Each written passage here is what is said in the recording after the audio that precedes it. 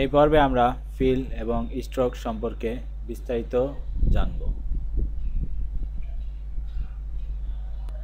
Feel এবং stroke হচ্ছে, যেমন ধরুন এই আর এ এই কথাটির ভিতরে যে সাদা লেখাটি দেখতে পাচ্ছেন, যে সাদা কালারটি দেখতে পাচ্ছেন, সেটি হচ্ছে ফিল, এবং স্ট্রোক হচ্ছে এই কমলা কালারের যেই একটি দাগ দেখতে পাচ্ছেন, সেটি হচ্ছে স্ট্রোক। এটি চেঞ্জ করার বেশ কয়েকটি নিয়ম রয়েছে। এখানে আরেকটি অপশন দেখুন, এখানে ফিল বা এক্স এরকম একটি অপশন রয়েছে, এটি হচ্ছে ফিল, এবং পিছনে যেই আরেকটি বক্স দেখতে পাচ্ছি সেটি হচ্ছে স্ট্রোক। এখান থেকেও আমরা এটি চেঞ্জ করতে পারি, অথবা এখান থেকে কালার চেঞ্জ করা যায়। এটি হচ্ছে ফিলের স্ট্রোক, ফিলের কালার, এবং এটি হচ্ছে স্ট্রোকের কালার। এখন ধরুন আমরা এই আর এর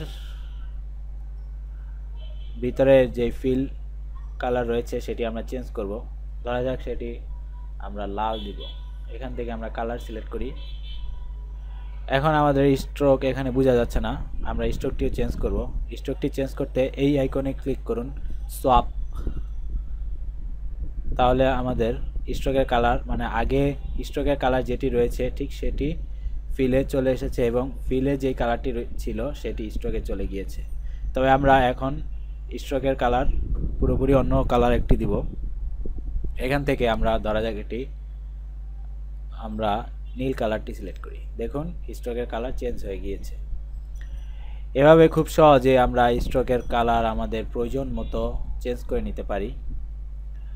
এখান থেকে আরেকটি অপশন রয়েছে, সেটি হচ্ছে নন, অর্থাৎ আমরা যদি স্ট্রোকের কোনো কালার না দিতে চাই সেক্ষেত্রে এটি সিলেক্ট করে আমরা যদি নান দেই, তাহলে দেখুন স্ট্রোকের কালারটি চলে গিয়েছে, অর্থাৎ স্ট্রোকের কালার নেই। এখানেও এই অপশনটি রয়েছে, সেটি হচ্ছে এই অপশনটি। অথবা ধরুন আমরা স্ট্রোকের কালার শুধু দিব, ফিল থাকবে না, সেক্ষেত্রে আমরা ফিলের অপশনে গিয়ে এবার নান দিব, বাস দেখুন ফিল চলে গিয়েছে, শুধুমাত্র স্ট্রোকের কালারটি রয়েছে। এছাড়া স্ট্রোকের সাইজ আপনি ইচ্ছা করলে এখান থেকে বাড়াতে কমাতে পারবেন, এরকম আরও ইত্যাদি ইত্যাদি অপশন রয়েছে। এবার আমরা সরাসরি স্ট্রোকের ব্যবহার দেখব। এখানে আমরা একটি বিয়ারের ফেস কাটিং দেখতে পাচ্ছি আউটলাইন মোডে। আমরা ছোটোবেলায় দেখেছি বিভিন্ন বইতে কালার করার অপশন থাকতো, যেগুলো এরকম দেওয়া থাকতো এবং মনের মতো কালার করতে হতো।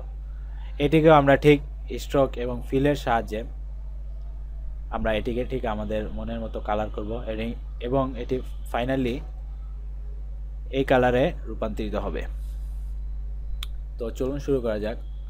প্রথমে আমরা এই কানের এই অংশটি আমরা সিলেক্ট করব। এটি আমরা ফিল করতে এখান থেকে সোয়াচ প্যানেলে যাই, তারপর এখানে এই কালারটি আমরা চয়েস করি।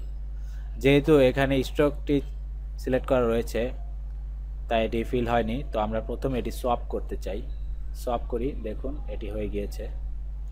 কিন্তু এখানে স্ট্রোকটি আমরা দিতেই চাচ্ছি না, তাই স্ট্রোকটি নানি দেওয়া থাকুক, এবং এই ভিতরের কালারটি আমরা চেঞ্জ করব। ভিতরের কালার আমরা চেঞ্জ করে আমরা এই কালারটি দিতে পারি।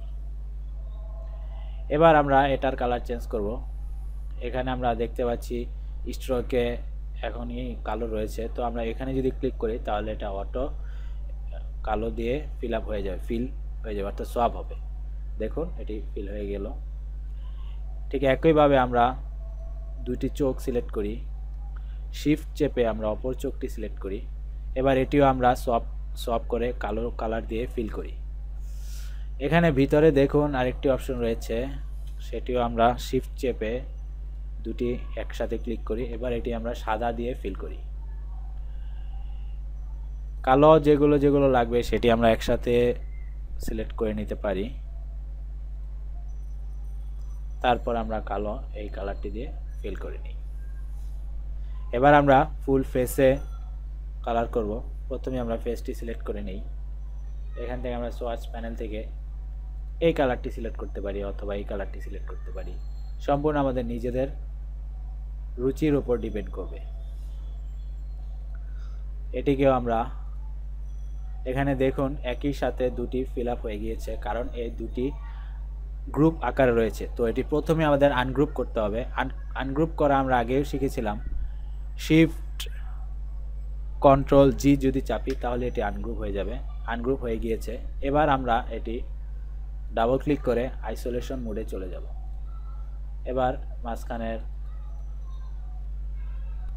এবার আমরা মাঝখানের যেই কালো ইয়েটি রয়েছে সেটি আমরা কালার চেঞ্জ করব। সেটির কালার ধরা যাক এই কালারটি দেব।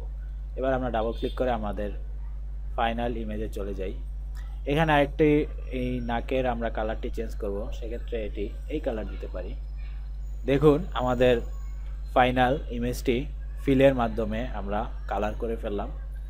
আশা করি আপনারা পরিষ্কার ধারণা পেয়েছেন। ধন্যবাদ।